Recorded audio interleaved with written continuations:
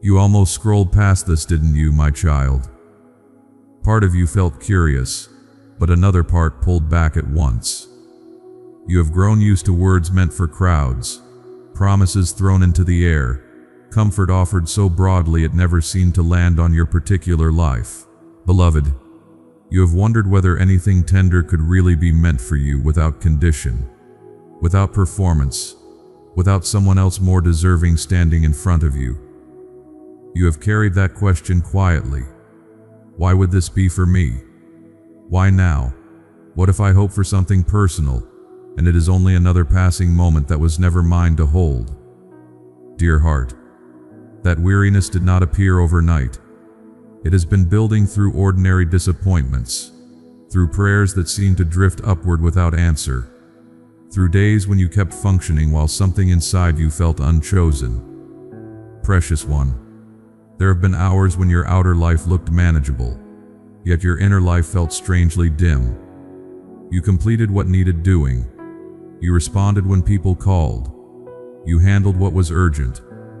Still, beneath all of it was the quiet ache of wondering whether you had somehow been missed. Sweet soul, I know how that thought forms. Not always loudly. Sometimes it slips in gently, wearing the face of reason. It tells you that comfort is for other people who are stronger, cleaner, more certain, less complicated. It tells you that clear direction is for those who have not made so many mistakes. It tells you that special care belongs to the ones who look steady from a distance. My dear one, that is not wisdom. That is hurt trying to become your interpreter. And hurt, left unchallenged, will often speak as though it knows the whole story. Loved one, listen carefully now. This is not an accident. This is not random comfort floating by for whoever happens to notice it. This reaches toward you in the middle of your actual life, your actual fatigue, your actual questions, your actual tender places you rarely show anyone. Not toward a polished version of you, not toward the version you think would be easier to love, not toward the self you promise to become after you fix everything that feels unfinished. Toward you, as you are in this moment. Beloved, I am not vague about the ones I love. I do not cast care without knowing where it falls. I do not offer peace without understanding the weight inside your chest. I do not speak comfort into empty space hoping it might fit someone somewhere. I know the room you are in, even when no one else notices how tired you have become there. I know the hour when your mind becomes loudest. I know the memory that still catches you off guard. I know the private disappointment you keep revisiting, as if one more look at it might finally explain why it hurts so much. Dear heart, I know the way you can be surrounded by people and still feel strangely outside the circle of being understood. I know how you replay conversations after they end. I know how you search for what you should have said, what you could have done differently, where you might have turned the story in another direction. Precious one, you have been hard on yourself in ways others never even see. You have judged your own tears. You have criticized your own sensitivity. You have made your needs sound embarrassing inside your own mind. You have called yourself weak for wanting reassurance, for wanting clarity, for wanting something that feels solid enough to rest against. Sweet soul, I do not speak to you with that sharpness. I do not roll my eyes at your tired heart. I do not stand back and call your tenderness a flaw. I do not measure your worth by how little you need, how quietly you ache, or how well you hide the fact that you are struggling. My child, this moment is personal because you are personal to me, not as a number, not as a face in a crowd, not as a passing thought among countless others. You are known in the particular details you assume are too small to matter. The way you go quiet when something hurts deeply.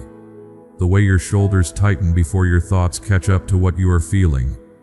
The way you carry on because stopping would mean finally admitting how worn down you are. Beloved, nothing about you is lost in the blur. Even the parts you do not know how to explain are not hidden from my care. Even the parts you think are too messy for gentle attention, are not disqualified from tenderness. Dear heart, you have mistaken silence for absence before. You have assumed that because the answer did not arrive in the form you expected, you were being overlooked. But there is a difference between being forgotten and being held through a season you do not yet understand. There is a difference between delay and neglect. There is a difference between stillness and abandonment. Precious one, some of your deepest ache has come not only from what happened, but from what you concluded about yourself because it happened. A door closed, and you thought, perhaps I was not worth staying for. Someone misunderstood you, and you thought, perhaps I am too difficult to love. A prayer lingered unanswered, and you thought, perhaps I am not important enough to be heard clearly. Loved one, those conclusions were born in pain, not in truth. Pain narrows vision. It makes one moment feel like a definition. It makes one loss feel like a prophecy. It makes one silence feel like the whole future speaking in advance. Sweet soul, I want to lift that false weight from you. You are not forgotten.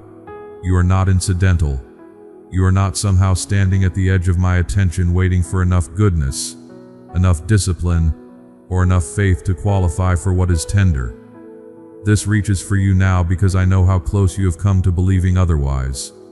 Beloved, there are moments when a candle is lit in a dim room, not to impress the room but to prove the darkness is not final.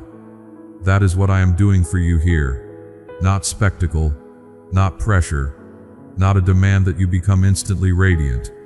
A steady light, small enough for your tired eyes to bear, clear enough for your heart to recognize. Dear heart, you do not need to force yourself into certainty tonight. You do not need to manufacture emotion to prove you understand. You do not need to perform gratitude while confusion still lingers. You may simply rest in the possibility that these words have found you on purpose. That possibility alone may feel fragile at first. That is all right, precious one. Healing often begins long before confidence arrives. Sometimes it begins when a guarded heart finally hears language that does not threaten it. Sometimes it begins when someone speaks with enough gentleness that your defenses do not know what to do. Sometimes it begins when you realize you do not have to convince me that your ache is real. I already know. My dear one, I know how exhaustion can make everything feel impersonal. When you are tired enough, hope starts sounding generic. Care begins to feel scripted. Kindness seems meant for another kind of person.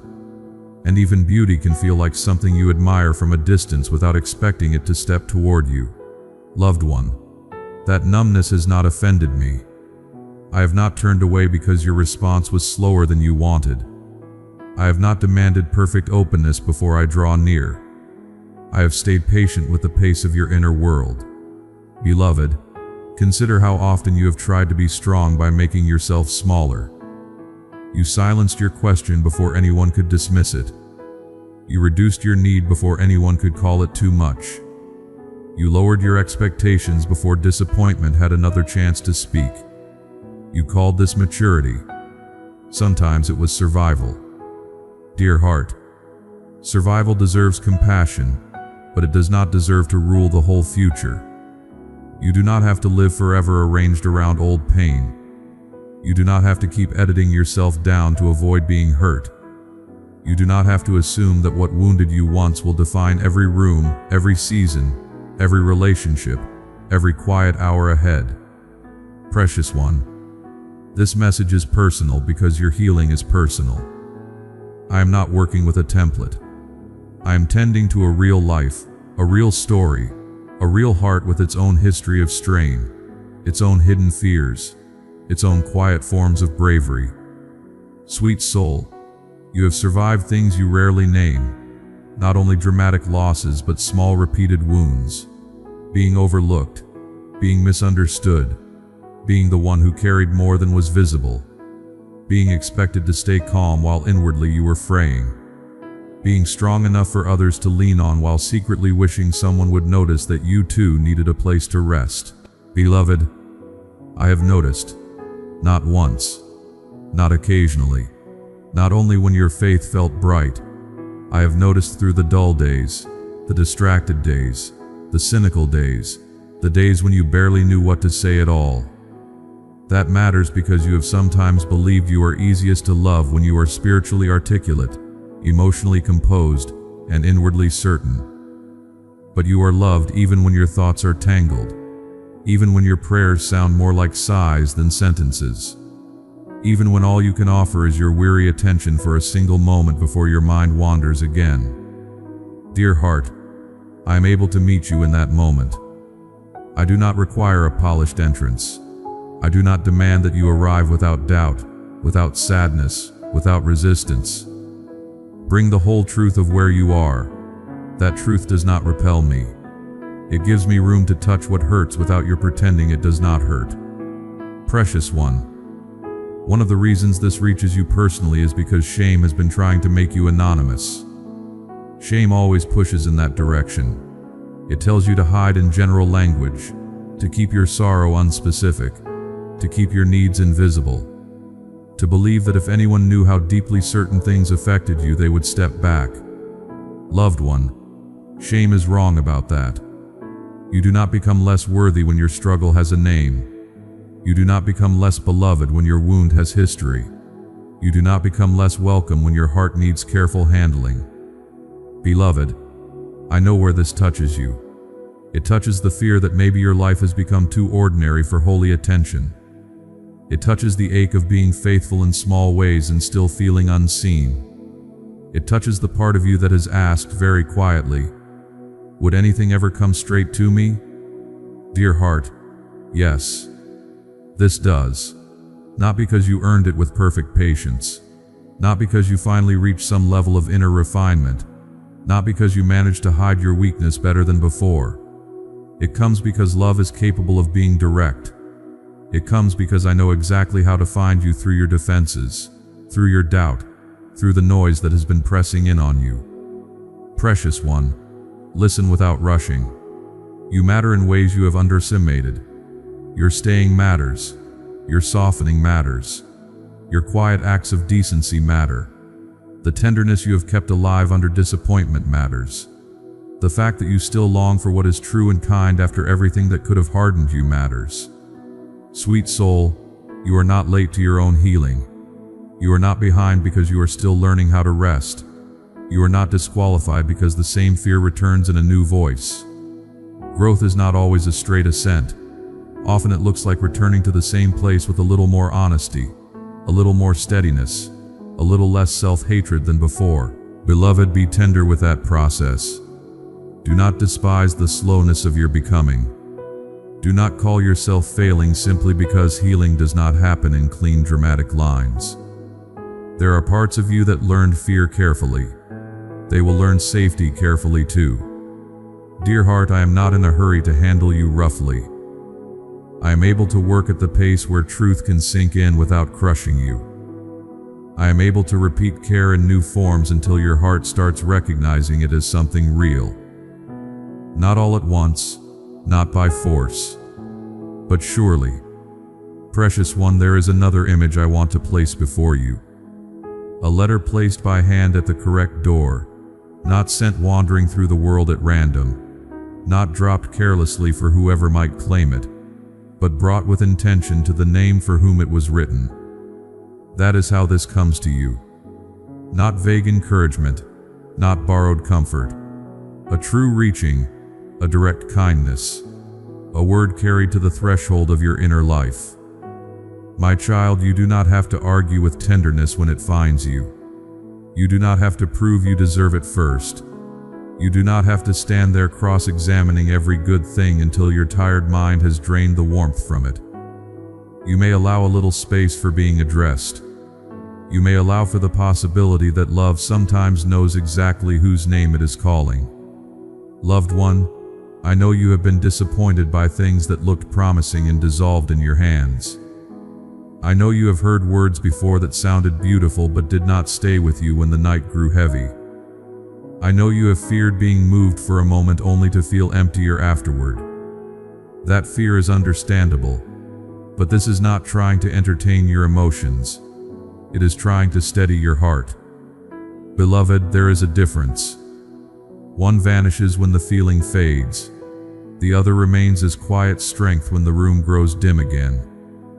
And that is what I am placing before you now. Not a thrill, a steadiness, not a passing lift, a deeper rooting.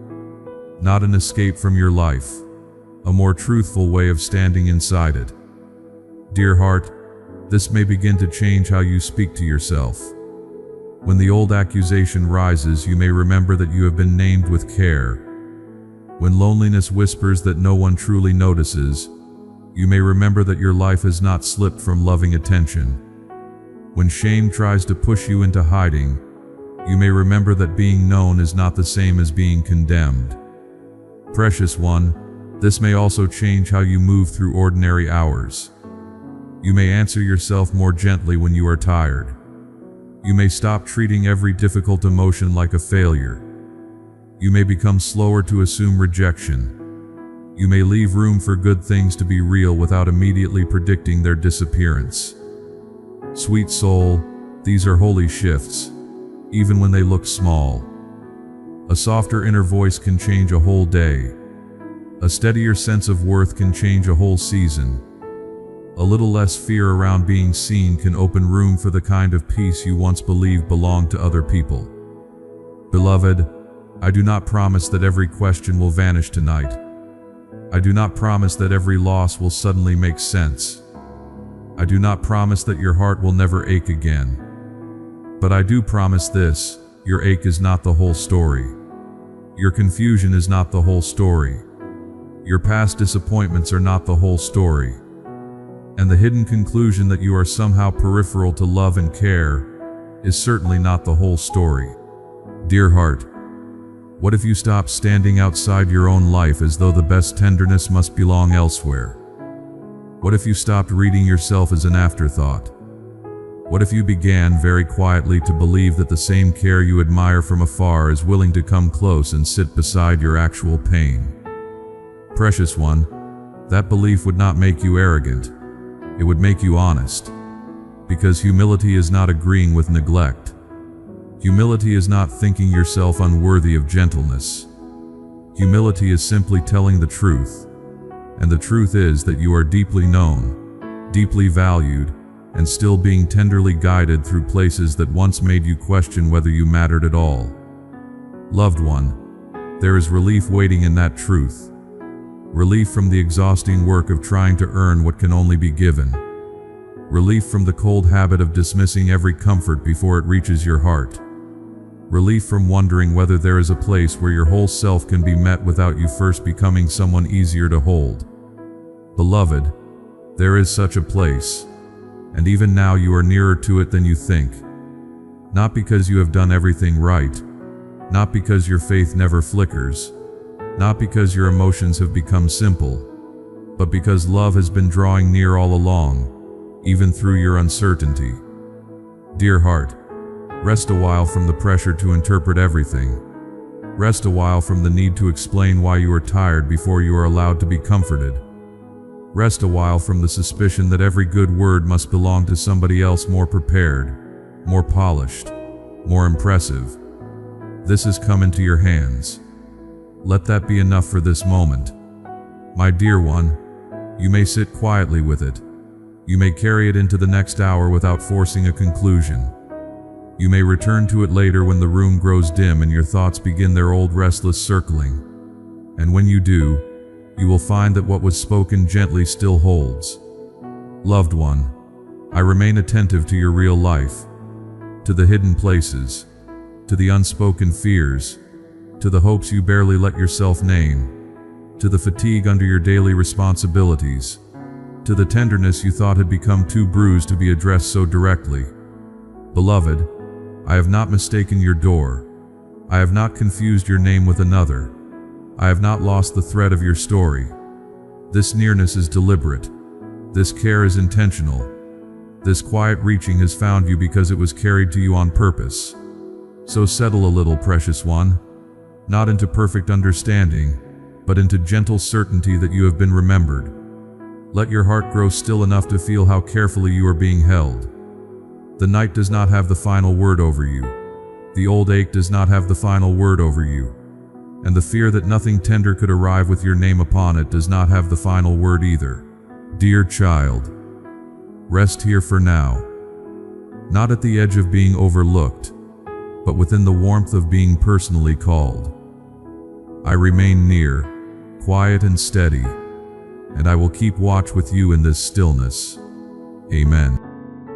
My dear family, every message shared here is prepared with prayer and devotion. We continue this work with gratitude and faith. If you feel led to stand with this ministry, the support link is provided in the description and in the comment box below. May the Lord guide and bless you.